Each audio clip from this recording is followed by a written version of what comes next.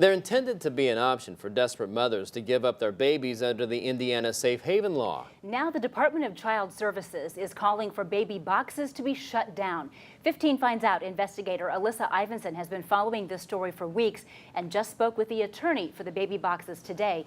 She joins us now with this 15 Finds Out follow-up.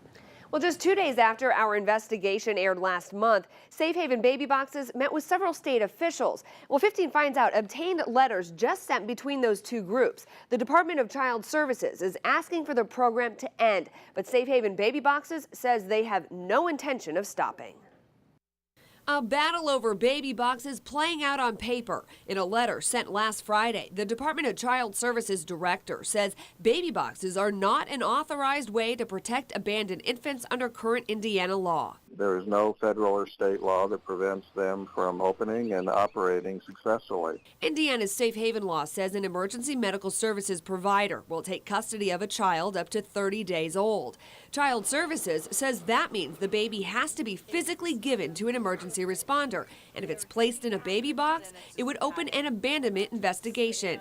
But Baby Box's attorney, Jim Bopp, says the emergency personnel taking custody of a child from the box is in line with the law. But regardless of whether it does or it doesn't, this is an option to save a baby. And whether or not the woman is charged or not, the baby is saved versus having the baby, thrown in the dumpster or abandoned in a woods. The DCS letter calls for baby boxes to be discontinued, no additional ones to be installed, and have a government agency review them. There's no legal authority to shut down the baby box. They recommended we shut them down, but we're not going to do that. Last month, when 15 Finds Out pressed for how independent safety testing was being done on the boxes, we were met with one answer.